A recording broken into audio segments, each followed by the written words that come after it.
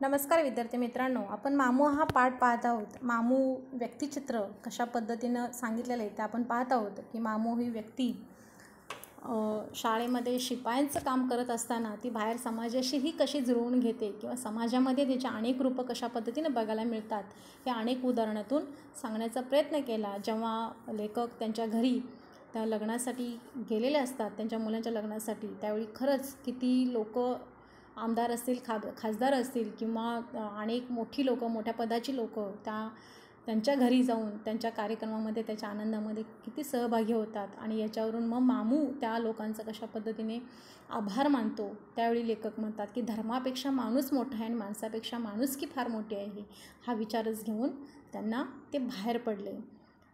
नंतरचा पाठ पाहूया आपण. मामूचा शेवटचा बच्चा शाबू माझ्या हाताखाली शिकला. चांगल्या गुणांनी SSC पास झाला. तो पास होताच मामूचं माझ्या मागं लकडं लागलं. सर, शाबूला कुठंतरी चिकटवा. मामू हा शेवटचा बच्चा, तुमच्यात कुणीच पदवीधर नाही, याला शिकू द्या. याला नोकरीत अडकवलात की हा संपला. जरा नेट धरा. काही अडलं नडलं मला सांगा. मी मामूला दिलासा देत होतो.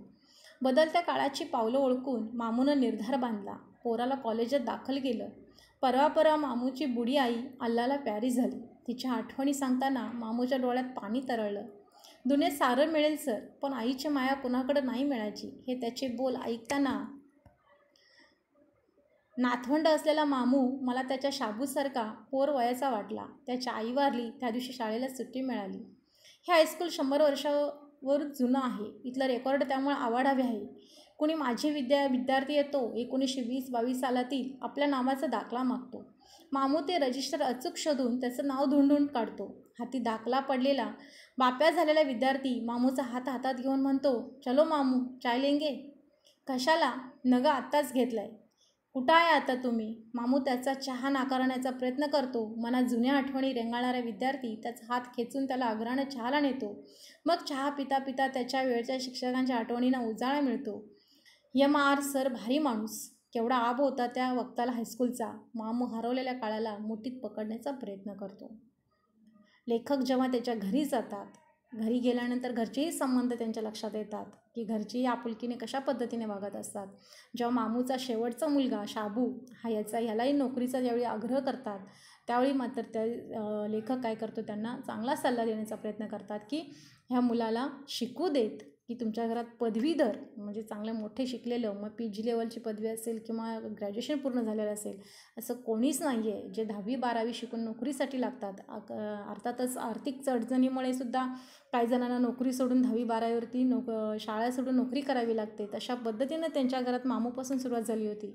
पण आता सगळं स्थिर स्थावर झालं होतं. आर्थिकची एवढी चणचण भासत नव्हती. म्हणून लेखक त्यांना सल्ला देतात की मामू, हा तुमचा मुलगा शिकू देत. शिकत असताना काही आर्थिक बाबतीत किंवा इतर कोणत्याही अडचणी आल्या तर मी नक्कीच तुमच्याकडे लक्ष देईन. आणि त्या शब्दाखातर काय करतो मामू, आपल्या मुलाला शाळेत, कॉलेजमध्ये दाखल करतो, म्हणजे शिकण्यासाठी परवानगी देतो. त्याच्यानंतरचा एक प्रसंग सांगितलं की त्यांच्या आई ज्यावेळी ही दुनिया सोडून गेली किंवा त्यांना सोडून गेली, जग सोडून गेली, म्हणजे मृत्यू पावली, त्यावेळी मात्र मामू काय करतो, त्या आठवणी म्हणजे लेखक ते आठवण आवर्जून सांगतात की आई गेली ज्यावेळी, अल्लाला प्यारी झाली, तेव्हा मात्र मामू काय सांगत असताना मामू काय झाला होता, लहान पोरासारखा वाटला होता. कारण त्याचं आईवरचं प्रेम त्या शब्दातून आपल्याला दिसून येतं की ते एक मामू म्हणतात की जगामध्ये सगळं सारं काही मिळतं, पण जन्मदाते आपल्याला आई मिळत नाही. आणि हे तितकंच खरं आहे, कारण ईश्वरच मानलं जातं आईला, की ईश्वर ज्या सगळ्याच ठिकाणी पोचू शकत नाही, म्हणजे ईश्वर स्वरूप हे आईसाठी पाठवलेलं आहे. आईची जागा कोणीच घेऊ शकत नाही.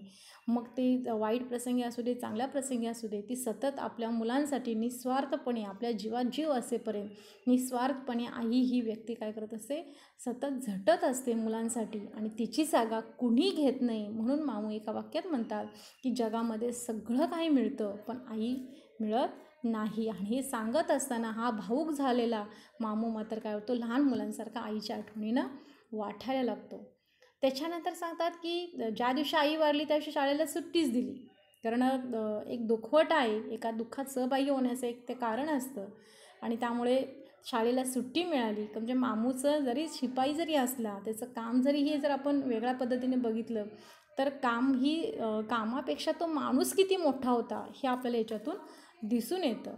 त्याच्यानंतरच एक दुसरा प्रसंग सांगतात की शाळेमध्ये, आता ही शाळा खूप जुनी आहे, मग जुन्या शाळेमध्ये माझी विद्यार्थी आजी विद्यार्थी कोणत्या तरी कामानिमित्त, दाखल्याच्या निमित्तानं किंवा शाळेतून काही कागदपत्रांचा पुरवठा असेल त्या निमित्तानं का असताना आपल्याला शाळेत जावं लागतं. बरेच वर्षापूर्वीचे विद्यार्थी येतात आणि ह्या मामूला पटकन ओळखतात. मामू मात्र तो कुठल्या सालातला आहे त्या सालाप्रमाणे तो रजिस्टर अचूकपणे, म्हणजे गोंधळून न जाता, म्हणजे त्याची कामाची पद्धत इथं सांगण्याचा प्रयत्न केला आहे की रजिस्टर सालाबादाप्रमाणे सगळं व्यवस्थित लावणं, कुठल्या कामाचं कुठलं रजिस्टर हवं आहे ते काढून देणं, ते काम पूर्णत्वाला नेणं, पुन्हा ते सगळं नीटनेटकं लावणं आणि त्याच्याबरोबर आलेला विद्यार्थी हातात घालून अगदी चहा पाजण्यासाठी आग्रहानं घेऊन जाणं, चहा पिता पिता अनेक गोष्टींना उजाळा देणं, ह्याच्यातून सगळ्या शाळेच्या आठवणी बाहेर काढणं, म्हणजे कितीतरी आनंददायी क्षण आहेत शाळेबद्दलचे, ते स्वतःमध्येही जपत आला आणि तो दुसऱ्यांमध्येही जपायला लावायला लागला. म्हणजे कारण येणारा माझी विद्यार्थी कामानिमित्त सगळं आपलं सध्याचा वास्तवातला व्यवहार सोडून, वास्तवातलं जग सोडून तो शाळेतल्या कशामध्ये गुंतून जातो, शाळेतल्या आठवणी किती भरभरून सांगत राहतो, शाळेमध्ये काय शिकलो ते वास्तवात कसं आपण उपयोगात आणतो, हे अगदी 50 वर्षापूर्वी शिकलेला व्यक्तीसुद्धा काय करतो, तो मामूला त्या उजाळात देतो आणि त्या निमित्तानं तो एक काही क्षण स्वतःच्याही, मामू आणि दुसऱ्याच्याही काय करतो, आनंदाने घालवण्याचा प्रयत्न करतो. ही शाळा सरकारी आहे. इथे ड्रॉइंगच्या, कॉमर्सच्या सरकारी सर्टिफिकेटच्या परीक्षेचं केंद्र आहे. या परीक्षा आल्या की बुडा मामू पाखरागत हालचाली करू लागतो. नंबर टाकणं, बाकडे हलवून बैठकीची व्यवस्था करणं, पाणी देण्यासाठी गोरेगोरेंची पोरं ऑफिसात आणून दाखल करणं, पडेल ते काम मामू उत्साहाने करू लागतो. कधी खेळताना, कधी प्रार्थनेच्या वेळेला एखादं पोरगं चक्कर येऊन कोसळलं, रिक्षा आणून त्या पोराला घालून डॉक्टरकडे नेताना मामू त्याला आईच्या मायेनं धीर देत म्हणतो, घाबरू नकोस, ताट बस, काय झालं नाही तुला. 26 जानेवारी 15 ऑगस्ट ह्या राष्ट्रीय दिवशी कधीकधी मामूच्या हाताने त्या राष्ट्रध्वज दंडावर सरसरत चढतो. शाळेच्या 3ऱ्या मजल्यावरच्या माथ्यावर निकोप वाऱ्यावर फडफडत राहतो. फेट्याजवळ हाताचा पंचा भिडून मामू राष्ट्रगीत संपेपर्यंत ध्वजाकडे मान उंचावून बघत राहतो.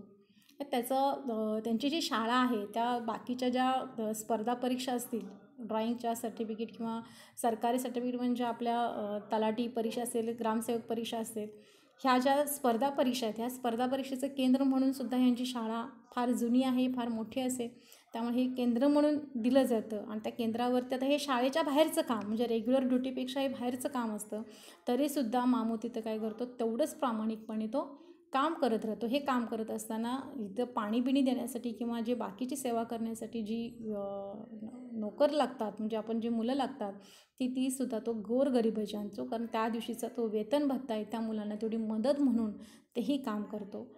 दुसरे विद्यार्थ्याला कुठल्या काही लागलं, चक्कर येऊन पडला प्रार्थनेच्या वेळेस किंवा खेळताना वगैरे, त्यांनासुद्धा आईच्या मायेनं त्यांना दवाखान्यात नेऊन त्यांची आरोग्य व्यवस्था करणं, त्यांना धीर देणं, हेही काम करत राहतात. राष्ट्रीय ध्वज 15 ऑगस्ट 26 जानेवारी त्याच्या हाताने कधी फडकवला जातो, तर तितकाच तो देशाभिमान कशा पद्धतीने जातो हेही उदाहरणं तिथं सांगितलेलं आहे. म्हणजे ध्वजारोहणला कशा पद्धतीनं सलामी ठोकली जाते, कशा पद्धतीने तो किती अभिमानाने आणि किती आतुरतेनं, आपुलकीनं तो काम करतो, ह्या 2-3 प्रसंगातून सांगण्याचा प्रयत्न करतायत. पुढचा पाठ आपण नंतर पाहूया.